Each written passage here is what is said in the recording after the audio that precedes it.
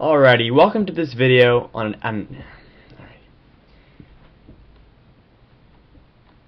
welcome to this introduction to the periodic table. And the purpose of this video is just to get you a little bit more comfortable with using this really invaluable tool which you're going to be making a lot of use of if this is your first chemistry course, or in any chemistry course for that respect, and also to introduce you to a little bit of terminology which is going to make your navigation of the periodic table all that much easier. And I guess the first thing to tell you, if you haven't figured it out already, is that this is the periodic table. This is the periodic table. If you've never seen it before, well, there it is.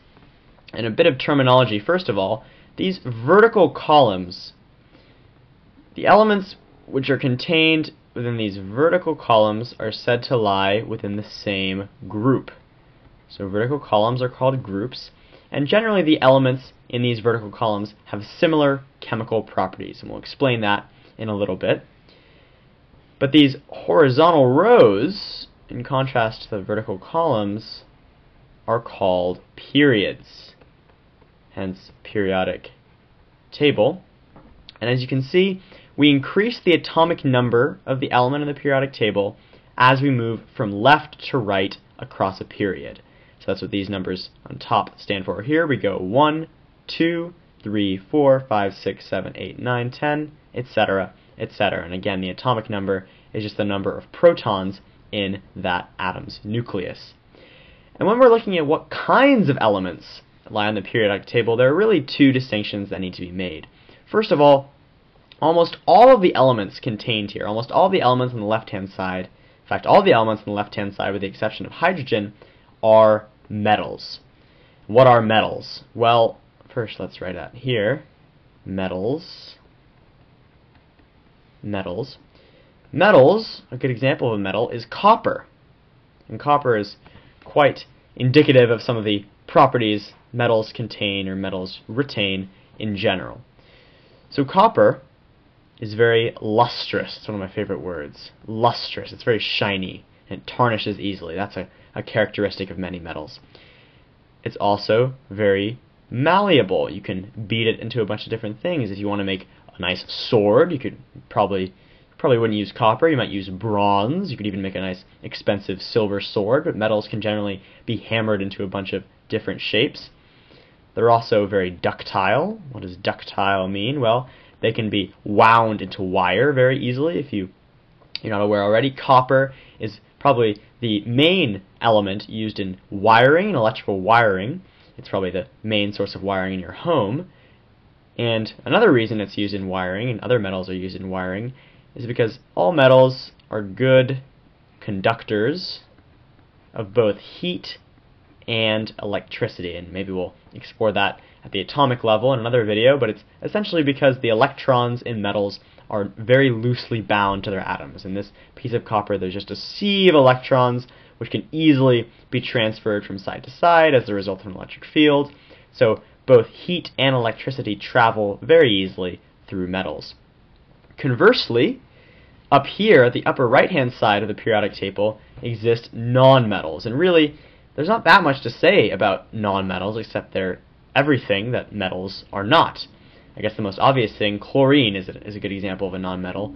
They exist as gases at room temperature. At room temperature. And this is probably worth mentioning about metals. Most metals are solid at room temperature. Solid at room temperature. But beyond that, essentially metals are not lustrous. They're obviously not very malleable because they exist as gases. They're obviously not very ductile. It would be hard to churn chlorine into wire. So they're everything that metals are not, and that's an easy rule of thumb to go by. So now let's look at the groups of the periodic table in more detail, and let's look at how these groups, now the periodic table in general, can tell us something about how elements like to bond with one another. And to do that, let's look at the element fluorine. I've drawn it out for you here. And fluorine has an atomic number of 9, so there are 9 protons here. It also means there are 9 electrons in total, and if you are familiar with the Bohr model, this shouldn't look too alien to you. Because there are 9 electrons in fluorine, of course all atoms are electrically neutral, so there have to be 9 electrons to match the 9 protons. There are going to be 2 in this inner layer, and there are going to be 7 electrons in what we call the valence layer. So we can call these 7 electrons valence electrons. And in general, an atom wants to have 8 electrons in its valence shell. It's happy when it has 8 electrons. And unfortunately, for the elements, most elements do not have 8 electrons in their natural state. So they need to go find some. And the way they find electrons is by bonding with other atoms which have the electrons they want. In the case of gases, almost all gases will want to gain electrons. Almost all nonmetals will want to gain electrons to form those 8 electrons in their valence shell. Conversely, metals over here will probably want to give up electrons. And how can you figure out how many valence electrons there are in an element in the first place? Well, let's write some numbers here. Let's label these groups 1, 2, skip these transition metals, 1, 2, 3, 4, 5, 6, 7, 8. So these are groups 1 through 8 on the periodic table, and what's really convenient about these numbers is they actually correspond to the number of valence electrons within the elements within the group below the number. So here, these elements here are known as the noble gases in this group, and they already have 8 electrons. They're happy. They are extremely inert, which means they don't bond with anything else, and they're perfectly happy to exist in nature in their elemental state.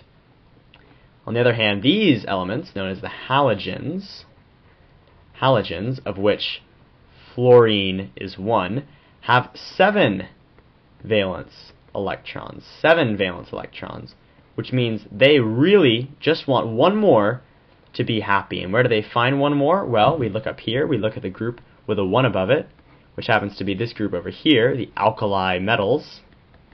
And so the halogens will oftentimes bond to alkali metals. The alkali metal gives up its 1 electron, so it's happy. It has a complete lower shell of 2.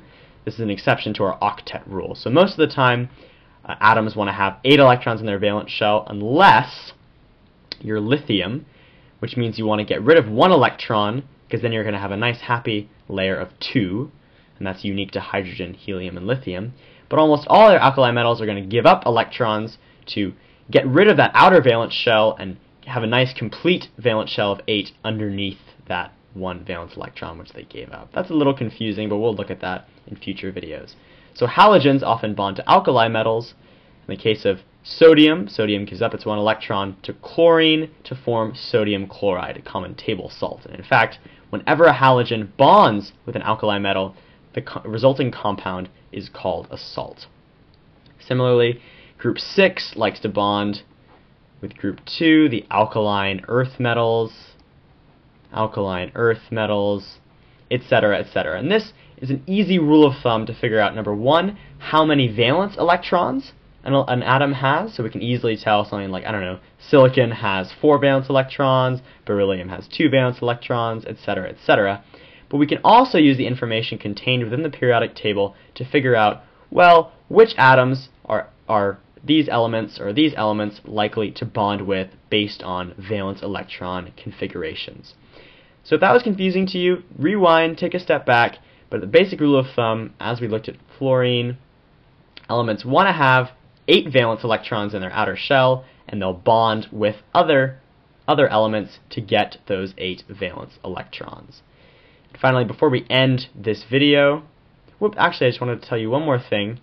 These elements in the middle, we haven't really talked about these. These are called the transition metals. And we'll study these later, but the transition metals have slightly different properties. They can give up 1 to 3 of their electrons. They can give up more sometimes, depending on what they're bonding with. They really don't follow the same rule of thumb as groups 1 through 8. So they have kind of quirky properties. And these are the lanthanide series, and actinide series. And we won't talk about those much. They're kind of man-made elements which don't appear in nature. But how do you actually read the numbers on the periodic table? Well, let's just take a representative sample here. This is what hydrogen looks like on the periodic table. And let's just break down what each of these 3 things on the rectangle of hydrogen in the periodic table are. This number, of course, is the atomic number. Atomic number, so there's the number of protons in the atom's nucleus. This number, at first, looks kind of strange, but it's actually the mass number. But it's not the simple mass number, it's not the simple protons plus neutrons, which we looked at in an earlier video. It's actually the average of all of the different mass numbers of all of the different isotopes of each individual element. And so there does exist, so hydrogen usually is just a proton. That's a regular hydrogen atom, with an electron, of course. But sometimes hydrogen can have a neutron. So it's going to have a mass number of 2. And really rarely, hydrogen is going to have two neutrons, which is going to give it a mass number of 3. But we can use this mass number to figure out what's the most common isotope. Which number is this closest to? Which whole number is this closest to? And so this 1.00797 is really close to 1. So we can say the most common isotope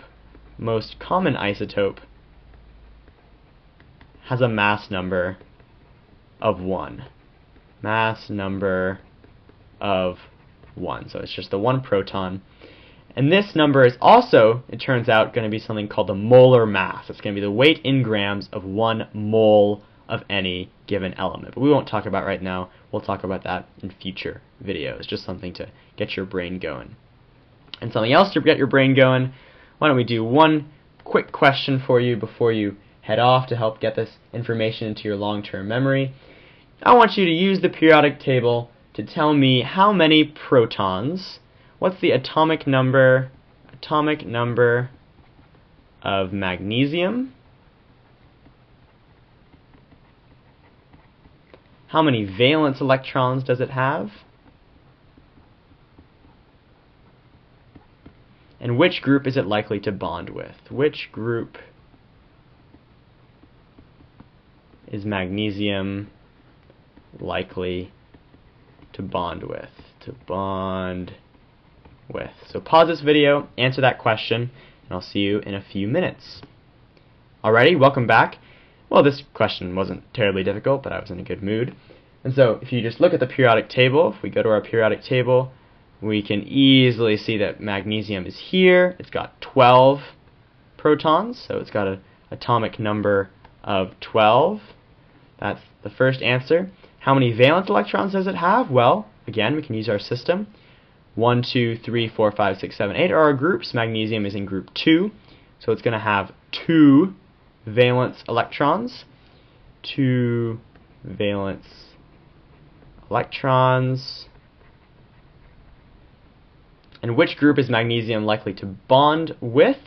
Well, if we need to have 8, magnesium needs to give up 2 electrons. And so it wants to bond with the group which has 6 valence electrons, so it's going to bond with the O group, or maybe you can just call it group 6. So group 6 is most likely to bond with magnesium.